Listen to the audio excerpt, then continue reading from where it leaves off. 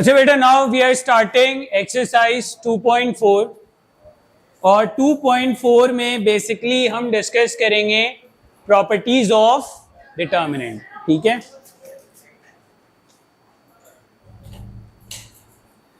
अब properties of determinant इस्तेमाल करते हुए हम डिटर्मिनेंट को इवैल्यूएट करेंगे। ठीक है, डिटर्मिनेंट हमें फाइंड करना है बट हम with the help of properties करेंगे। और मैंने यहाँ पे कुछ प्रॉपर्टीज लिख दी हैं, 7 प्रॉपर्टीज लिखी हैं।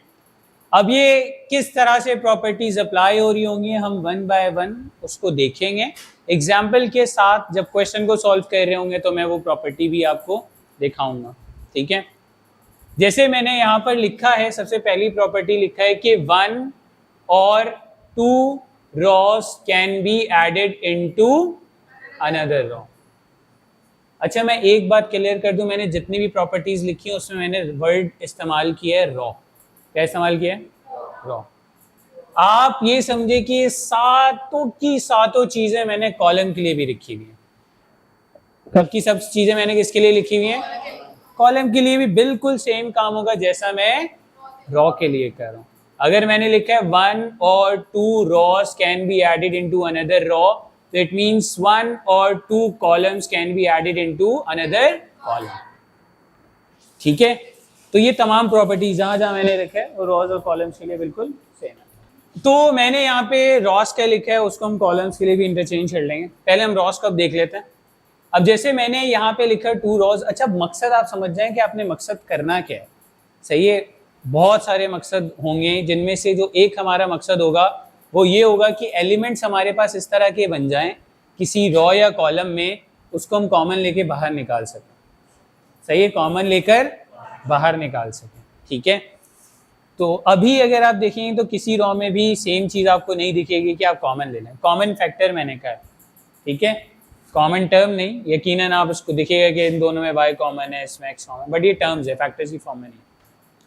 ठीक है, तो अगर मैं क्या करूं, मैं अगर R2 जो मेरे पास ये जो रॉ 1 है, अगर रॉ 1 को मैं रॉ 2 को अगर मैं रॉ 1 में ऐड कर दूं, सही है, अगर मैं रॉ 2 को रॉ 1 में ऐड कर दूं तो उससे फायदा क्या होगा? रॉ 2 को रॉ 1 में अगर मैं ऐड कर दूंगा तो उससे फायदा ये होगा, इधर भी x plus Y plus z हो जाएगा, इधर भी x plus Y plus z हो जाएगा और इधर भी x plus Y plus z हो जाएगा। वो कॉमन ले सकूंगा मैं। सही है, क्योंकि मैंने एक और चीज लिखी है, taking common factor of element from 1 raw. ठीक है, किसी एक रॉ से 2 रॉ से भी ले सकते हैं, लेकिन 2 रॉ से लेंगे तो 2 फैक्टर्स बाहर आएंगे। ठीक है, तो यहां पर आप क्या करेंगे, सबसे पहले आप R2 को R1 में ऐड कर देंगे। ठीक है, वो हम किस तरीके से लिखेंगे, तो वो हम इस तरीके से लिख रहे होंगे R1 प्लस R2। ठीक है, जिससे आपका जो R1 है वो चेंज हो जाएगा और उसको आप लिखेंगे R1 प्राइम। ठीक है, तो अब आप इसको किस तरीके से लिख सकते हैं, जो आपके पास लेफ्ट हैंड साइड आप ले लेंगे तो उसमें आप इसको इस तरह से अब लिखेंगे x plus Y plus z. अब आपका R1 चेंज हो चुका है, x plus Y plus Z, और इधर भी क्या हो जाएगा, x plus Y plus Z, और इधर भी क्या हो जाएगा, x plus Y plus z. ठीक है, जबकि मैंने R2 और R3 में कोई तब्दीली नहीं की है, मैंने जस्ट R2 को ले जाकर R1 में ऐड किया, तब्दील सिर्फ और सिर्फ R1 हुआ। अब हम यहाँ पे क्या करेंगे, सेकेंड रॉ में z x, बाकी जो एलिमेंट्स होंगे उसमें कोई तब्दीली नहीं आएगी, वो वैसे ही रहेंगे 1 1 1। ठीक है, अब हम क्या कर सकते हैं, जो आपको R1 दिख रहा है उसमें से कॉमन आ रहा है x plus Y plus Z, तो वो कॉमन ले लें। टेकिंग कॉमन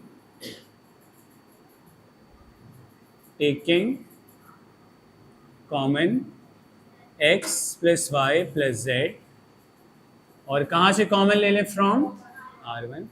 तो R1 से कॉमन ले लेंगे तो अब आपकी लेफ्ट हैंड साइड क्या हो जाएगी, x plus Y plus Z, और डिटर्मिनेंट में क्या आ जाएगा, 1 1 1 z x y 1 1 1।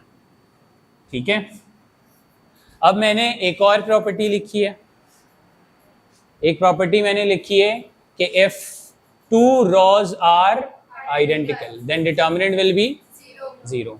ठीक है, वो इवैल्यूएट करने की जरूरत नहीं है, उसकी वैल्यू 0 आनी है एक्सपेंड करने के बाद भी। सही है। तो अब हम क्या करेंगे भाई, तो हम लिखेंगे since R1 and R3 are identical. अगर ये आइडेंटिकल हैं तो इस पूरे डिटर्मिनेंट की वैल्यू 0 होगी। तो आप लिखेंगे x plus Y plus z into 0, और ये लेफ्ट हैंड साइड क्या आ गया 0, so left hand side equals to right hand side. ठीक है, क्लियर है। अच्छा, अभी ये कॉपी ना करें, मैं 2 क्वेश्चंस लिख रहा हूं, मुझे इसमें आप लोग गाइड करें कि किस तरह से करेंगे, फिर पूरे ऑपरेशंस अप्लाई करके आप करेंगे। 1 1 1 x y z y plus z z plus x plus y equal to 0। क्या करेंगे इस क्वेश्चन में? कौन से कॉलम को कौन से कॉलम में ऐड करेंगे? C, ठीक है, तो हम लिखेंगे जिसमें हम ऐड कर रहे होते हैं उसको पहले लिखते हैं। ठीक है, तो C3 plus C2 equals two implies that C3 prime. ठीक है, वो चेंज हो जाएगा। फिर क्या करेंगे? फिर कॉमन लेंगे, फिर क्या कहेंगे? C1 identical. ठीक है, जरा एक क्वेश्चन देखें, इसका पार्ट 3 देखिए, इसमें आपको क्या लग रहा है क्या होगा? इसमें तो ऐसा लग रहा है कि नहीं हो सकता कुछ भी सेम।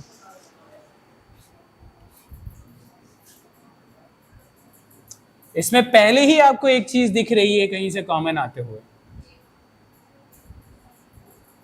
ठीक है, फर्स्ट जो कॉलम है उसमें के है, फिर बी बी डी ए है, बी बी डी ए, फिर है ए सी सी डी, फिर है C plus D, A plus D, B plus A and B plus C. अब यहाँ पे सबसे पहले तो आपको यहाँ पर एक चीज पहले से ही कॉमन आते हुए नजर आ रही है। C1 से आपने कॉमन ले लिया कि इधर क्या बन गया 1 1 1।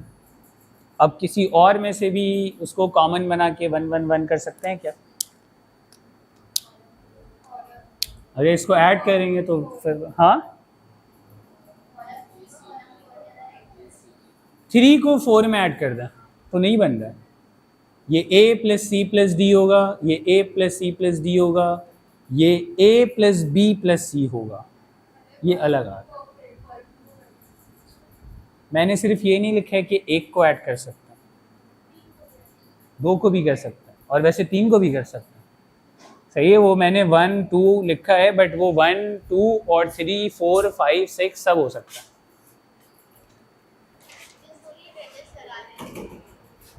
अटेंडेंस लगा लेना बेटा, अभी थोड़ी देर वेट करके हो जाएगा, उसमें मसला सॉल्व हो जाएगा। हाँ भाई, तो मसला समझ में आ रहा है अभी भी भाई? बोला करें, ये नहीं है कि बस पता चल रहा है तो बैठे रहेंगे बैठे रहेंगे बैठे रहेंगे। दोनों वोनों नहीं बोला करे, दोनों क्या उधर से उठा के गए। हाँ, कॉलम 2 और कॉलम 3 को कॉलम 4 में ऐड करेंगे, ऐसे ही है। ठीक है, क्योंकि जब आप कॉलम 2 और 3 को करेंगे, इसमें भी ABCD आ जाएगा, इसमें भी ABCD आ जाएगा, इसमें भी ABCD आ जाएगा, इसमें भी ABCD आ जाएगा। फिर वो क्या करेंगे? C4 में से कॉमन ले लेंगे तो 1 1 1 आ जाएगा। तो इधर भी 1 1 1, इधर भी 1 1 1। कहेंगे कि C1 और C4 आइडेंटिकल है तो उसका डिटर्मिनेंट 0। बाहर के लिखा हुआ होगा, k into A plus B plus C plus D लिखा हुआ होगा, फिर इंटू डिटर्मिनेंट 0 आ जाएगा, वो पूरा 0 कर देंगे। वाला क्वेश्चन देखें, इसमें अगर आप कहीं पर कॉमन एलिमेंट करने की कोशिश करें, आप इसको इसमें ऐड कर लें, क्या हो जाएगा? 2x प्लस 5 हो जाएगा। किसी के सिमिलर नहीं हो रहा है, आप ऐड करके देख लें किसी भी तरीके से। इसको ऐड करें 2x प्लस 9 हो जाएगा, वो किसी के सिमिलर नहीं हो रहा है। इसको ऐड करें, इन दोनों को उठा के इसमें ऐड कर लें, कोई फ़र्क नहीं पड़ रहा है, कोई सिमिलर एलिमेंट्स नहीं दिख रहे हैं, तो यकीनन यहाँ पर ऐड करने से मामला हल नहीं होगा। अब मैं खास बात बताता हूं कि अगर आपको डिटर्मिनेंट की एंट्रीज नजर आ रही हैं कि वो अर्थमेटिक प्रोग्रेशन में है, अगर वो अर्थमेटिक प्रोग्रेशन में है, तो मुझे बताएं डिफरेंस तो उनका कॉमन होता है, ऐसा ही है। अगर अर्थमेटिक प्रोग्रेशन है तो डिफरेंस क्या होगा? तो जब डिफरेंस ले रहे होंगे तो फिर सारी जगह सेम एलिमेंट मिल जाएगा, ठीक है। अब जैसे यहां पर आप देखें 1 से 4, सही है, और फिर 4 से 7, क्या ये एपी में है? सही है। इसका मतलब 4 - 1 करेंगे तो 3 आएगा, और 7 - 4 करेंगे तभी भी 3 आ जाएगा, तो 2 जगह 3 आ जाएगा, सही है। और 2 रॉज आइडेंटिकल होने के चांसेस हो जाएंगे। यहां पे भी देखें 3 3 3, सही है। तो जब आपकी एंट्रीज आपको ऐसी नजर आ जाएं, यहां पर आप देख लें कि एंट्रीज अगर आपको नजर आ रही हैं इस तरह से, इधर भी देखें 1 3 5, इधर भी देखें 2 का डिफरेंस आ रहा है, 2 का डिफरेंस, तो ये इस बात को इंडिकेट कर, आप इसको रॉज में सबट्रैक्ट कर दें या कॉलम्स में सबट्रैक्ट कर दें, एपी में है तो डिफरेंस कॉमन होने की वजह से एलिमेंट्स आपको सेम मिल जाएंगे, ठीक है। तो इसमें आप क्या करें, आप क्या करें, R2 माइनस, जैसे हम करते हैं ना A2 - A1 और फिर A3 - A2, तो उसी तरीके से यहाँ पे रॉज में करेंगे। रॉज में हम कैसे करेंगे, हम रॉज में करेंगे R2 माइनस R1, जिससे आपका R2 चेंज हो जाएगा, और हम काम क्या करेंगे R3 माइनस R2, जिससे R3 आपका चेंज हो जाएगा, और ये दोनों डिफरेंस मिल जाएंगे, ठीक है। तो अब डिफरेंस मिल रहे हैं तो हम कैसे इसको लिखेंगे, now left hand side can be written as, तो पहली रो पे तो कोई ऑपरेशन अप्लाई नहीं कर रहे, पहली रो को आप एज इट इज लिख दें, x + 1 x + 3 एंड x + 5, ठीक है। जबकि बाकी रोज में आप ये काम कर रहे हैं, आप R2 माइनस R1 कर रहे हैं, तो R2 माइनस R1 करेंगे तो क्या होगा, x से x कैंसिल, 4 - 1 is 3, x से x कैंसिल, 6 - 3 is 3, ठीक है। यहां पे भी क्या आ जाएगा, x से x कैंसिल, 8 - 5 is 3। फिर हम इसको इससे सबट्रैक्ट कर रहे थे, तो x से x कैंसिल, 7 - 4 3, इसको इससे सबट्रैक्ट किया 3, और इसको इससे सबट्रैक्ट किया। अब मैं क्या कह सकता हूं, अब मैं कह सकता हूं कि 2 रॉज आर आइडेंटिकल, सही है, R2 and R3 are identical, हम लिखेंगे since R2 and R3 are identical. अगर ये आइडेंटिकल है तो भाई ये किसके बराबर हो जाएगा, 0, so left hand side equals to right hand side. Clear है ये, कॉपी कर लें।